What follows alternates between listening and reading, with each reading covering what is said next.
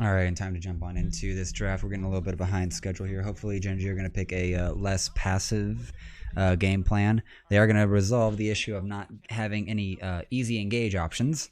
So they've gotten themselves a Rakan. Twisted Fate still permaban. The Syndra and the Aphelios banned on the side of EDG, as well as the Yumi. Yumi still not allowed to play the game either. And really going to get himself the Jhin.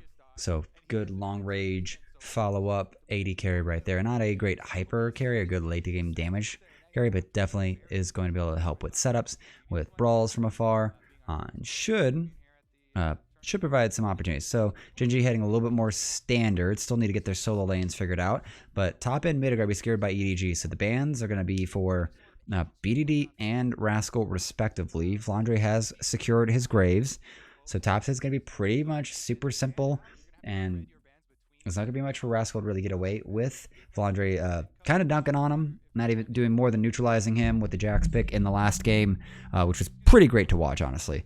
So now for Genji, what are they going to get rid of? Because the bot side is pretty much wide open. They've already secured their support and AD carry, so they can get rid of Viper's Ezreal. They can get rid of, what else? Lucian's already been gotten rid of. They could ban out the Misfortune and really put Viper really far down on the list of AD carries, because Jin's only felt really good for teams that can really utilize his CC and far range impact, his utility impact, but have the damage elsewhere in the top lane, the mid lane, the jungle. Galio being banned out, so BDD not allowed to have that, and also getting rid of the Draven. So 2 AD carry bans on the side of Genji. EDG getting rid of BDD's ability to cross map. Kind of a throwaway ban there with the Galio, because it hasn't really been taken seriously since FPX kind of threw expectations out. But Viper looking at the Jinx. That's a good little late game carry right there. It's going to have great AoE damage, really good for auto attack damage. I'm not too disappointed by this.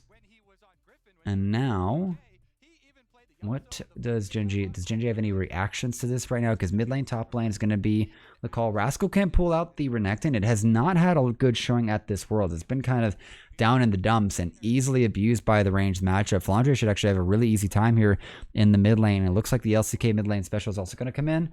Faker not having a good time with this pick yesterday into Damwon Gaming's very more scrappy and pokey comp.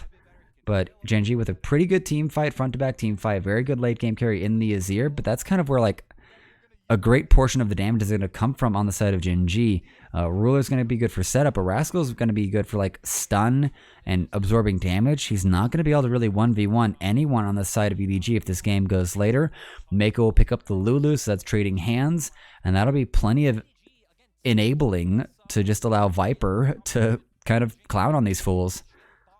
If he's allowed to get excited and he's got, picks, he's got the empowered growth, Viper's going to be really hard to deal with. So Genji kind of putting all the eggs in the basket of BDD right now. EDG, though, plenty of options. Scout on his Rise pick should provide for plenty of mobility across the map. High damage AoE options. Flandre with his signature Graves at this point. Going to be able to brawl that out just fine as well, and should have a really easy time to the Renekton. I think we've usually seen Renekton get kind of dumpstered by Graves picks. So, unfortunately, not many other options for Rascal. He's just going to have to take the Croc, and he's going to have to just get sacked. Like, I don't know what the game plan's going to really be unless they're going to play for the Renekton to get him ahead and really put Flandre behind. But that's sort of like, it's not a viable long-term play. Graves ends up being perfectly comfortable falling behind or just clearing wave and leaving and dodging out, having like kind of 2 mobility options to outplay dives. And he doesn't ever really be, he currently doesn't really end up as a major like game-winning character. He just ends up being like a super stable, like really good weak side character. So I think EDG end up having a much better time if they play towards bot side. And Genji are kind of forced to also play the same thing or play maybe mid. And I'm just looking at what the priority is going to be here right now. BD is going to get pushed in by Scout more than likely. Rascal will definitely get pushed in with a range advantage on the side of Flandre. So a lot of the agency is going to be in ADG for the early parts of this game. Ruler and Life, they're going to get pushed in early. So all 3 lanes for Gen G in this early game, at least for like the first 5 minutes, are not going to be in their favor. It's going to get a little dicey. Ward there on the red buff. They're going to be able to track JJ just fine. So Gen G with a good early ward. But they kind of need to... They're going to need to find some other works or rules here. So Rascal's going to be able to at least... He'll be able to have his call to make to sustain him, but he's not going to be able to get on top of Flandre like he wants to. The quick draw is going to allow him to just... Unless he's already on top of Rascal, the slice and dice is just not going to be probably enough to bridge that entire gap. Now Flandre just playing cheeky. But he's going to be his own ward. They're going to be able to spot Clid. So both teams fully aware of where the junglers are starting. This will be a top 2 bot clear for both. Which kind of means Flandre just gets to bully Rascal here. And Rascal's never going to be able to really touch him. That's about the extent of the trade. And Flandre's going to be able to at least secure these first 3 minions. He's going to be able to push Rascal away from the XP. And Rascal's already down to half. This is what we've seen before in this tournament when it's, you know, crocodile into crocodile killer. Like, man's got a gun, you just have your teeth, and this is going to be so rough for him. Level 2 already acquired by Flandre. And he's going to be able to actually just like slow push this in now.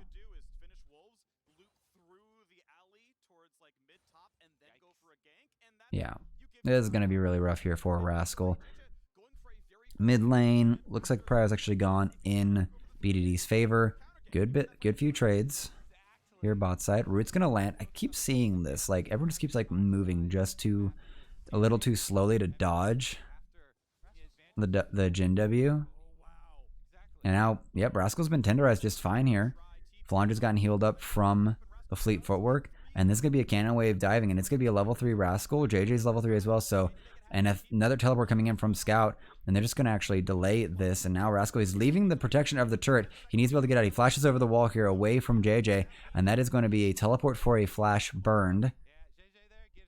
Midwave already shoved in. So BDD not going to be able to trade that back too much. But this is going to just put Flandre like in the driver's seat. And this, I'm sorry, but Rascal's just going to be turned into a pair of boots and purses. And I just gotta get rooted up here. Follow up here. First blood's gonna go over to JJ. Turrets, shots eaten by Scout. He's gonna be able to head back mid. BDD might be able to get some damage onto the turret. A few CS leads maybe, or deny a little bit of CS.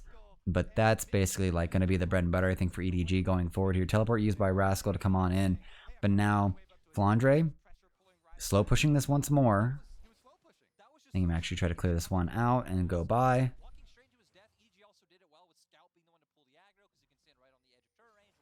Yep, he's going to get some last second poke here. Rascal's going to be denied so much CS right now. Flandre doubling the CS of Rascal. He's already got Rascal down to half health. He just teleported back. He's going to have to use that pot sooner than he'd like.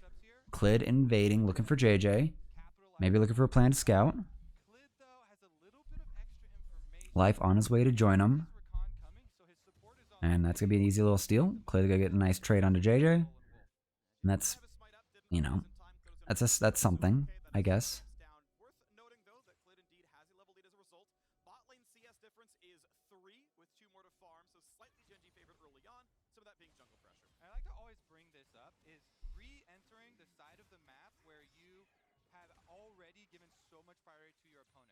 They made this double play on top side, so a large amount of time spent by both EDG's mid and jungle on the top side of the map. So then, when you re-enter your jungle there for JJ, you have to know that this was previously controlled by Gen G. It's going to be a Mountain Drake spawning.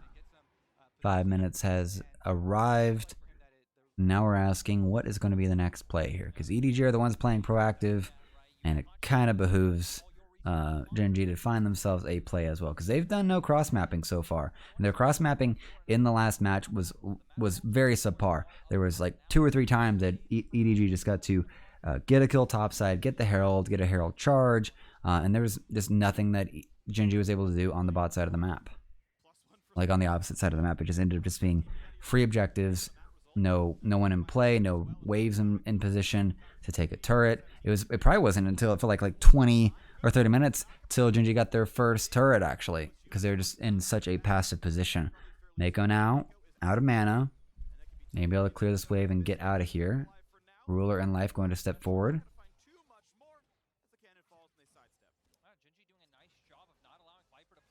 They're able to get the knock up onto Viper here. Fourth shot already sent out here. Turn into a squirrel like at an unnecessary time. Now Ruler's going to be able to get a little bit more damage traded out. And yeah, Ruler and Life kind of bullying Viper and Mako out of their lane. JJ showing up just in time in case there is a play here. They might actually have their own counterplay here. Clid, they don't know where he is right now. It could be, they could think he's in the alcove. And JJ is just trying to play screen. But Clid has been spotted. He might have been spotted on that ward right there. And now he's going to get Rude Eyes. He's going to jump just in time. And now here comes the collapse here. Level 6 is not yet available. BDD is going to teleport in. Not really going to be that too much of a waste. He probably needed to teleport in anyway. But teleporting on that ward did threaten JJ. Push him away. Scuttle Crab will be secured by Clid. Alright, so good starts here. But now we're going to have another topside play. Everyone's up and ready and available. Level 6s are here. And yep, Rascal, you need to leave, bud. Another turret plate secured by Flandre here. And Rascal going to do his level best to clear this out, but this is such a sacked lane at this point. There's nothing for Rascal to really even do. Cull and Vampiric Scepter on Flandre. He'll be able to actually out-trade and out-heal Rascal for most of this because of the fleet footwork also in play.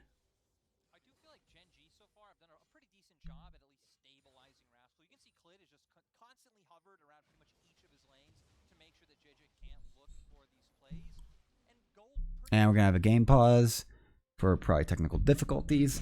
Let's use the power of living in the future. And we can jump forward by a good minute, it looks like. And get ourselves right back into the game.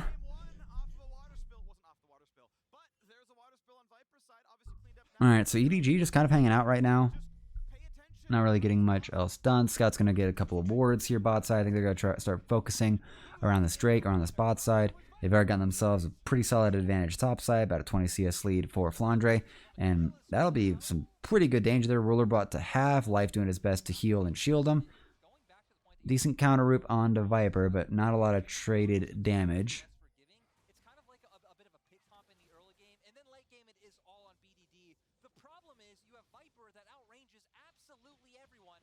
Now BDD, yep, 8:15 on the clock. Now it comes for the Herald time.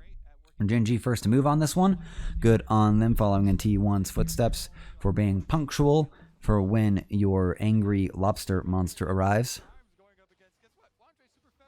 And it doesn't look like EDG are really going to do much to contest this. JJ's on his way over, but I don't think there's much else to really be done here. Clid should be able to secure this one. And now it just comes down to, can you get anything out of this Herald?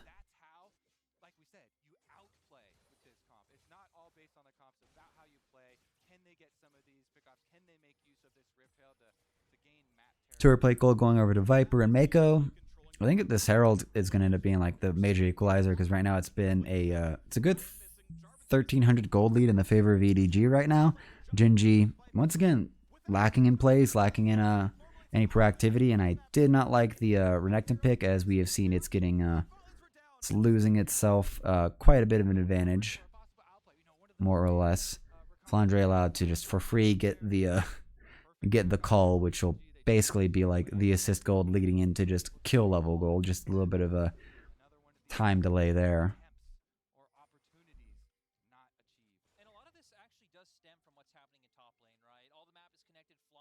So I'm not sure if Rascal really wants to go for this. Flandre's going to move away from it. Probably scared that there's more aware. That's going to be the stun. Now Dominus going to put out here. Flandre's going to be in major trouble here if he can get one more, and that's going to be it here. Rascal.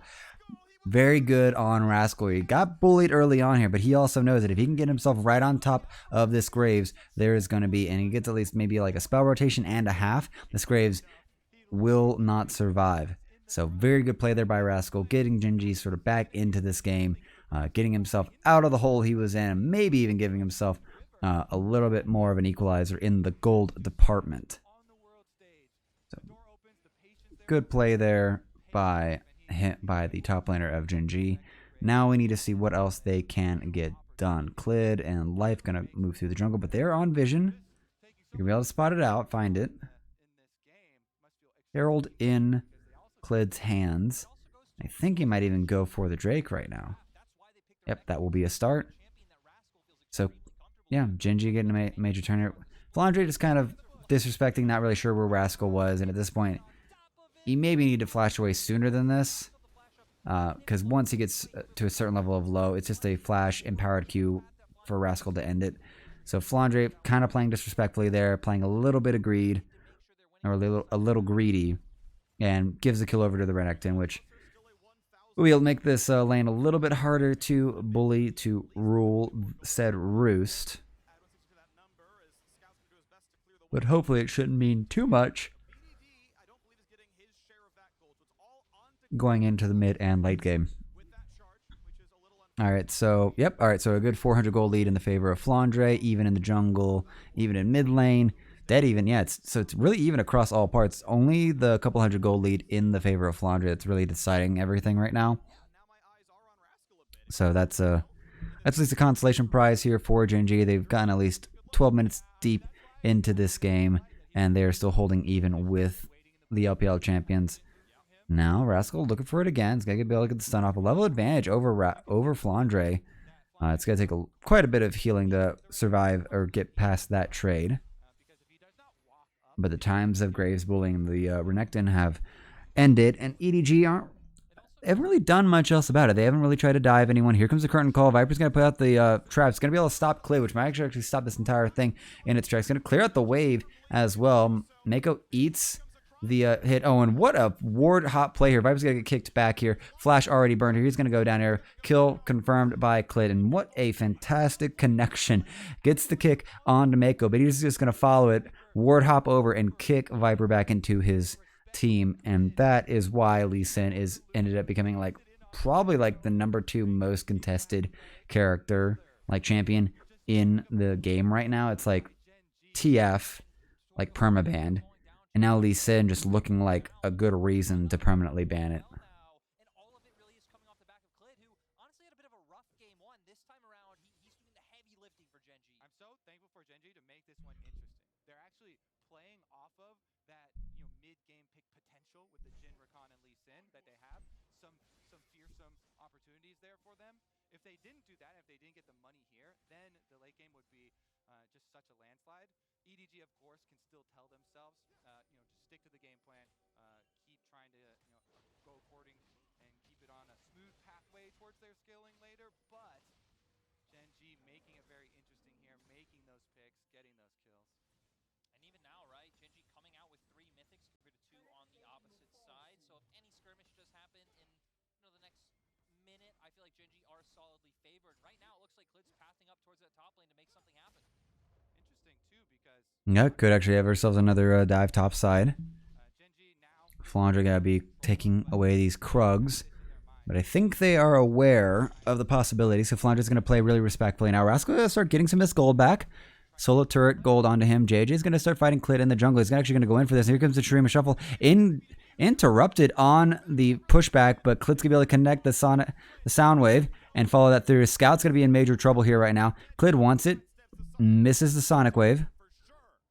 So resonating strike not an option. And now Flandre's gonna actually be done once again. Needs to start trading this back a bit. But Rascal's looking for a Dominus available. He's gonna be able to get the Call the Meek off. But first turret acquired by Genji. What a difference in at least compared to game one in the tone of this game here. Genji. Yep. Rewriting the narrative on them of being slow and not taking the opportunities that are in front of them. This is a proactive Genji forcing all of these picks, all of these plays onto EDG. They're going to get rewarded on bottom side. Everybody moving over for the extra damage. Turret number 2 going to fall, and they're actually going to let Ruler get the solo gold, it looks like. BDD... Not the worst idea in the world. Jin kind of is touted as not the best for the late game damage, which is pretty true considering he does not have the consistent damage output of regular AD carries like Aphelios, for example, and especially this Jinx. But I really liked what I saw with Gumayushi over on T1. You allow him to get full crit and full items, and all 4 shots are critting. It can get pretty ridiculous with the mobility, with just the burst damage coming out from it. That 4th shot just cutting someone down to a quarter of their health. I'm pretty okay with Ruler getting all of that gold. Now we have another setup here. Ward's going to spot it out. So Flandre should be pretty well covered here to finish off this turret. And this will be EDG finally answering Gen G's proactivity. Herald might actually be put down after this, or JJ might actually bring it elsewhere. It's still pretty fresh in his pocket. Could use it mid lane. That would be a very good position, very good lane, very good turret to take down.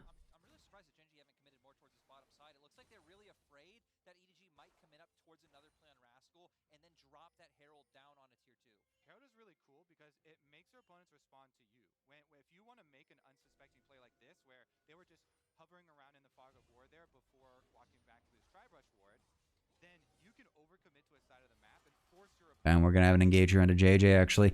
It's going to be a charm in. He's going to Cataclysm on and flag and drag out. Fourth shot's already been sent, but Clid's going to be actually secure with the kick. And now Flandre, he's arrived.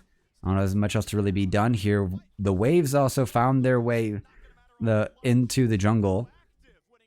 Now Gen G making the rotation, bringing Ruler over, using the curtain call, and now they're actually able to go down and get the Ocean Drake as well. Dead jungler means like it's could be contested, but this should mean a Drake as well. BDD's going to go in and he's going to actually push Scout right on into it. Ruler's going to be able to finish that off here. Kill onto BDD.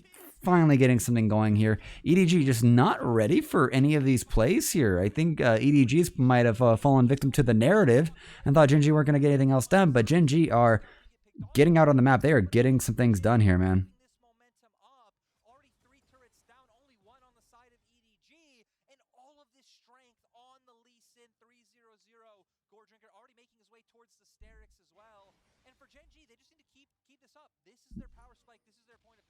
Yep.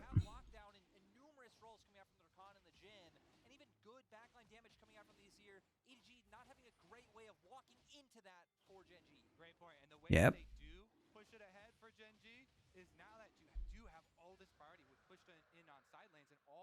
Alrighty, Infernal Soul here. Gonna light the rift on fire here in just a second. Now, reduction in brushes, reduction in terrain should provide for a lot more fighting options. A little bit very different vision games, you could say.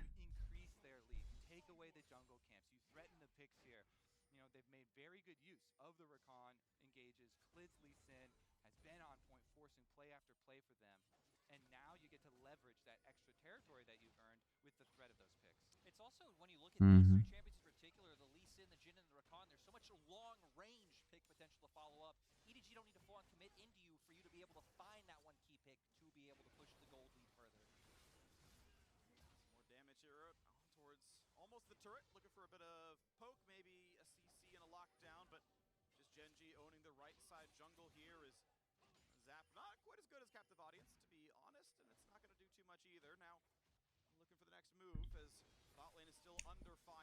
Yep. Ro's going to be able to actually get himself a good bit more damage. Wave's going to push in. Flandre cut down to half here, but just from the poke of BDD and no real traded damage back. But this is Gen G in full control here right now. 3,000 gold lead, and that's frankly all that's been apparently needed in these series. It's been very rare in these semifinals for, you know, the leads to balloon into like the 8K, 10K gold leads that we've seen at certain points in the game. JJ going to find the trap. Should provide BDD a good way to get out of here. And that'll be a fourth turret acquired for Gen G to the one of EDG. We're having a really big change of sort of roles or positioning or just proactivity. EDG with a decent amount of proactivity in the previous game here, but now Gen G kind of playing the map a little bit better, not signing themselves up to a ball comp to where they can only be, frankly, in one place at a time. Rascal has redeemed himself quite well. He's actually retaken the CS lead. He even has himself a bounty. So now, yeah. EDG just kind of, I think, waiting to scale up a bit. 2 items completed for Ruler to the 1.5. 1 and some pieces on the side of Viper. It's going to get a little bit scary here. It's going to be a little curious because I think EDG is not really going to fight for another like 10 minutes. They want the Jinx with 3 items because by that point, she should be able to actually do a very good hard carry performance and at least out damage Ruler, which might be a viable strategy. It's just you also have to deal with the fact that by that point, BDD, who is still on, who, you know, is 1-0-1 right now, is not also going to be sitting there with 3 items and greater range than anyone else on the side of EDG. So it's BDD will be the one to carve out the battle the battle terrain and really like kind of shape what EDG can and can't do between the Shurima Shuffle Wall and then just the excessive mobility that he will have in his hands will really kind of dictate frankly what just EDG can do. So Genji large and in charge. EDG looking for a mistake here, looking for a way back into this. Flandre has gotten his Bloodthirster, so isn't too far behind. But the Kimpunk Chainsaw in for Rascal, so that healing will get cut down as well. And if he's got his stun, it should also reduce it massively. So any of that sustain advantage that Flandre wanted to tote about will be going away. And it looks like Rascals might have found himself in a bit of trouble here. Teleported from Scout here. And I'm sorry, but that's going to be a dead Rascal ending up in the wrong place, not respecting any of the plays available. Teleport from Scout helps secure that. And now Genji might have to just secure this turret. 1 kill for 1 turret might be a decent trade, but I think the mid lane will also get pressured in by Scout and Life. So that might be a 1-for-1 turret trade plus the kill. And I think EDG will be plenty happy with that. Infernal Drake's going to be back up here, but they've left Genji topside here. This inhibitor turret will go down, and I think they're going to be pretty happy just taking this and leaving. Scout arrives just in time for it to fall, but Flandre gets the turret bot side here, so turret scores pretty okay here. Yeah, still just a 3k gold lead for Genji right now. Flandre getting a lot of this, getting all the solo gold and XP should be good for the team.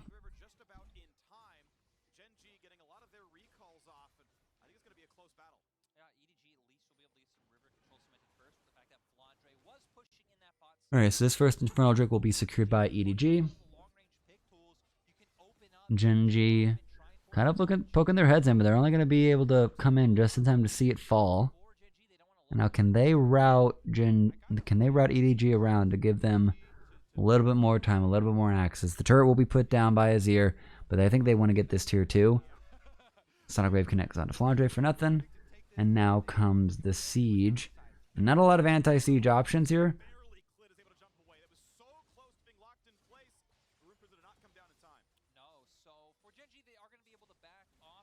Gets the smite, gets the red buff, and now Genji, of course, are going to posture towards the top side of the map, look to get that vision down, because Baron now the only standing neutral. And for Genji, I don't think they have a great way of punishing the fact that they took top lane inhibitor turret. Maybe that's one of the reasons why EDG were fine giving it up, because Genji don't really have a split pusher, but instead they want to bait the Baron. Or not. Trinket used. They don't have ways of getting. I think Clid wanted to bait Baron. It's not clear that the rest of Genji really were on that same plan, and Clid's going to actually be forced to try to get himself healed up a bit. Now EDG walking through their jungle, trying to find their way through. He might be able to spot a little bit of poke here. Ruler misses the captive audience. All right, now comes what we saw this a lot yesterday with T1, where a lot of baiting around the Baron just because they're out of other options, and it looks like GNG not clearly as desperate, but definitely feigning and threatening this play.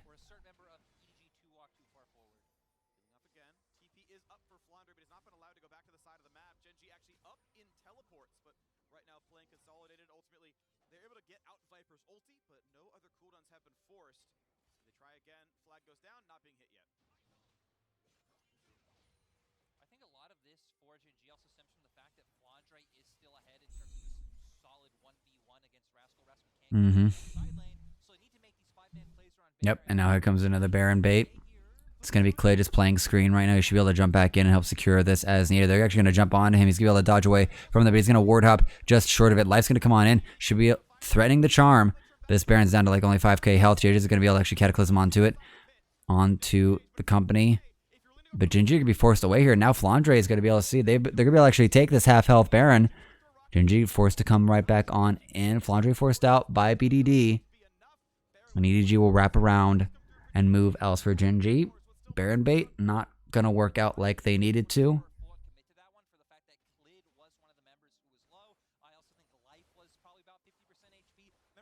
just recalling TP back to the fight, but not wanting to be grouped up against a composition that does have so much AoE with the champions that Gen G has picked. Mm-hmm. The problems that Gen G are facing here is that there are such good split options for EDG.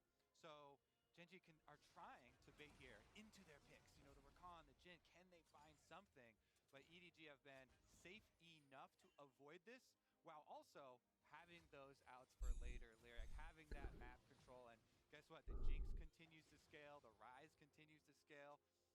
As long as they can control the next few minutes here for the side of EDG, they will remain pretty confident. This is also why it's so massive that EDG were able to pick up the last dragon, right? Because if this would be sole point for Gen G, EDG can't just play this posture game where they're thinking about what they could do. Yep. Ginger would be allowed to actually send like Rascal or someone bot lane to just finish off the Drake, get them soul, and basically like, you know, present EDG with an unwinnable situation. And if it's Infernal and you're going to add more damage, more AoE damage on the side of Gen G, you don't want that. You don't want BDD superpowered with the long range, consistent damage that is this Azir. And now, yep. So we're still just posturing around. Not much else really going on. And both teams just playing this super slow. Like the goal's like 4K in Gen G's favor. I think they keep trying to like look around for something, but the only play that they seem to be able to make, even with life on the Rakan, is just Baron baits.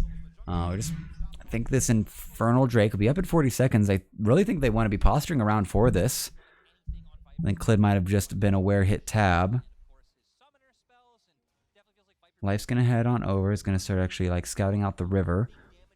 And you know where most of EDG is right now, Life. He has not been spotted. There's not a lot of vision for EDG over in their blue jungle. And this could be pretty massive.